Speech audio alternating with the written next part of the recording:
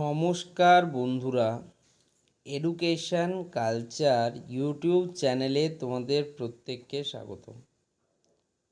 তো একটা ব্যাপার রয়েছে, ব্যাপারটা হচ্ছে যে তোমরা যারা ভোকলেট স্টুডেন্টরা রয়েছো, ঠিক আছে, তো ভোকলেট স্টুডেন্টদের সংখ্যা কিন্তু যথেষ্ট কম।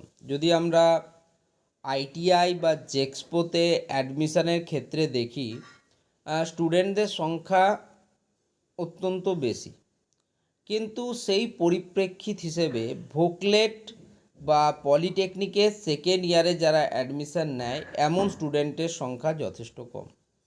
এবার যেহেতু তাদের সংখ্যাটা কম, সেহেতু বারংবারই তাদের সাথে কিন্তু অন্যায় হয়েছে এবং তারা নিপীড়িত হয়েছে। যেমন একটা ছোট্ট উদাহরণ দেখো, যারা ডাব্লিউবিএসসিটির আন্ডারে ফার্স্ট ইয়ার থেকে পড়াশুনো করে আসছে, অর্থাৎ যারা প্রিভিয়াস 2025-26 শিক্ষাবর্ষে পলিটেকনিকের ফার্স্ট ইয়ারে অ্যাডমিশান নিয়েছিল, তো তাদের বর্তমানে তাদের যে স্টুডেন্টরা তারা কিন্তু থার্ড সেমিস্টারে উঠেছে এবং থার্ড সেমিস্টারে ওঠার পরেই 27 তারিখ থেকে অর্থাৎ 27 জুলাই 2026 থেকে অফিসিয়ালভাবে এবং স্টেট কাউন্সিলের নোটিশ অনুযায়ী তাদের কিন্তু ক্লাসেস শুরু হয়ে গেছে। কিন্তু অন্যদিকে যারা এবছর অর্থাৎ 2026-27 শিক্ষাবর্ষে ভোকলেট বা পলিটেকনিকের সেকেন্ড ইয়ারে অ্যাডমিশান নেবে, তাদের কিন্তু বাধা বিপত্তির জায়গা কিন্তু তৈরি হয়েই আছে। প্রথমেই তাদের বাধা ছিল যে অনেক স্টুডেন্ট তারা নিজেদের পছন্দ মতো ট্রেড চয়েস করতে পারছিল না। চয়েস ফিলিংয়ের সময় তাদেরকে বাধ্যবাধকতা কিন্তু ছিল এবং কেউ কম্পিউটার সায়েন্স নিতে পারছিল না, কেউ ইলেকট্রিক্যাল ট্রেডে অ্যাডমিশান নিতে পারছিল না। তো এমন কিন্তু ঘটনাগুলো ধারাবাহিকভাবে হয়ে যাচ্ছিল। এর পরবর্তীকালে যে ঘটনাটা বর্তমান সময়ে সবথেকে বেদনাদায়ক, সেটা হচ্ছে যে তোমাদের ফার্স্ট ফেজের সিট অ্যালটমেন্ট রেজাল্ট। আমাদের মুখের ভাষা নয়, স্টেট কাউন্সিল থেকে প্রকাশিত নোটিশ এবং সেই নোটিশ অনুযায়ী তোমাদের ফার্স্ট ফেজের যে সিট অ্যালটমেন্ট রেজাল্ট সেটা কিন্তু পাবলিশ হওয়ার কথা ছিল 8ই আগস্ট 2026। আজকে আমরা রয়েছি কিন্তু 11 তারিখে। আমাদেরকে বুঝতে হবে আজ হচ্ছে কিন্তু 11 আগস্ট 2026। মানছি যে অনেক সমস্যা থাকতে পারে, যে কারণের জন্য তোমাদের ফার্স্ট ফেজে সিট অ্যালটমেন্ট প্রকাশে ডিলে হচ্ছে, কিন্তু সে বিষয়ে অন্ততপক্ষে একটা নোটিফিকেশান তো মানুষ আশা করতেই পারে কাউন্সিলের পক্ষ থেকে, যে একটা নোটিফিকেশান অন্ততপক্ষে দেবে যে হ্যাঁ, বিশেষ কারণের জন্য তোমরা যারা ভোকলেট স্টুডেন্ট রয়েছ তোমাদের কিন্তু যে ফার্স্ট ফেজে সিট অ্যালটমেন্ট রেজাল্ট আসতে ডিলে হচ্ছে। তো দেখো নোটিশটাতে, দেখো নোটিশটা হচ্ছে 3 তারিখের নোটিশ, 3/8/2026-এর নোটিশ, কাউন্সিলের নিজস্ব নোটিশ। দেখো স্টেট কাউন্সিলের লোগো, নাম সব রয়েছে, কাউন্সিল শিডিউল, মেমো নাম্বার হচ্ছে 0510। তো এখানে দেখো একাডেমিক সেশন 2026-27 শিক্ষাবর্ষের জন্য for admission to second year diploma courses in polytechnics. তো এখানে দেখো লেখাই আছে ভালো করে যে choice filling fee, counselling fee payment and choice filling শুরু হচ্ছে 29/7/2026 থেকে 6/8/2026 পর্যন্ত, যেটা কিন্তু অলরেডি সমাপ্ত। এবং তারপর allotment result of first phase 8 August 2026।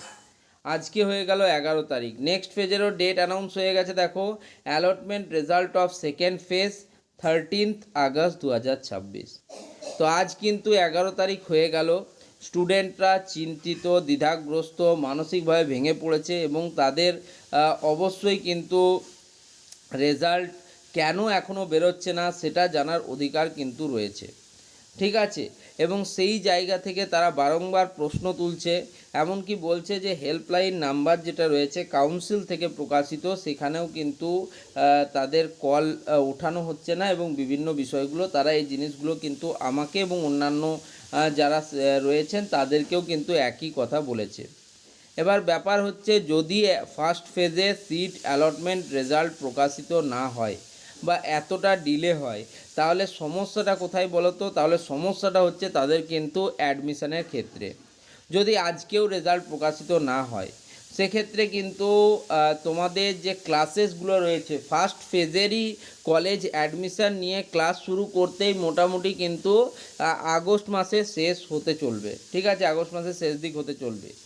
এরপরে তোমরা জানো যেহেতু 27 জুলাই থেকে অফিসিয়ালভাবে থার্ড সেমিস্টারের যে ক্লাসেস সেটা শুরু হয়েছে, সেই অনুযায়ী তোমাদের কিন্তু এক্সামিনেশন কিন্তু নভেম্বর ডিসেম্বর করে অর্গানাইজ করা হবে। এবার যত ডিলে এই অ্যাডমিশন প্রক্রিয়ায় হবে নতুন স্টুডেন্টদের কিন্তু ততটাই বাধার কিন্তু সম্মুখীন হতে হবে, ঠিক আছে। সেপ্টেম্বর, অক্টোবর এবং নভেম্বর মাত্র 3 মাসের মধ্যে এবং একটা নতুন সিলেবাসে তাদেরকে পড়াশুনো করতে হবে। জানো তোমরা যে আইটিআই বা ক্লাস 11-12-এর যে সিলেবাস, তার সাথে কিন্তু তোমার ভোকেশনালের থার্ড সেমিস্টারের যে সিলেবাস তার কিন্তু কোনো মিল নেই, ঠিক আছে। হয়তো টপিক ওয়াইজ কোনো মিল থাকলেও সাবজেক্ট ওয়াইজ কিন্তু কোনো মিল নেই। এবার ব্যাপার হচ্ছে যে স্টুডেন্টরা যদি এখন অবধি নাই জানতে পারে যে তারা র্যাঙ্ক করেছে তাতে তারা কলেজ পাবে কি না, ঠিক আছে, তাহলে তাদের কাছে একটা ভয়ের পরিবেশ তৈরি হয়ে থাকে। এখন আমি বলবো যদি কোনো স্টুডেন্ট থেকে থাকো যারা রয়েছো, যাদের ইচ্ছে রয়েছে যে তারা ইলেকট্রিক্যাল ইঞ্জিনিয়ারিং শাখার সাথে যুক্ত হবে ভোকলেটের থ্রুতে, তারা একটা কাজ করতে পারো, ছোট্ট কাজ। আমার একটা নতুন চ্যানেল রয়েছে, ঠিক আছে, আমি একটা নতুন চ্যানেল লঞ্চ করেছি, যে চ্যানেলটার নাম হচ্ছে, আমি এখানে লিখে দিচ্ছি তোমাদের সুবিধার জন্য, ঠিক আছে। চ্যানেলটার নাম হচ্ছে এডুকেশন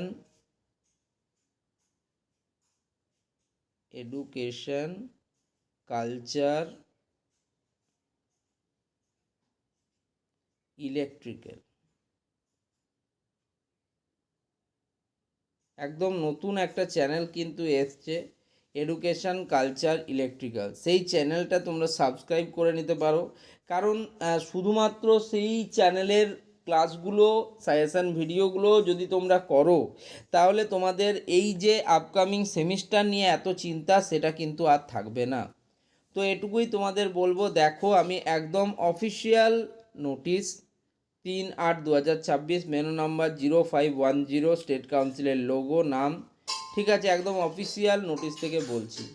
তো এখন আমাদের করার কি আছে? এখন আমাদের করার একটাই উপায় আছে।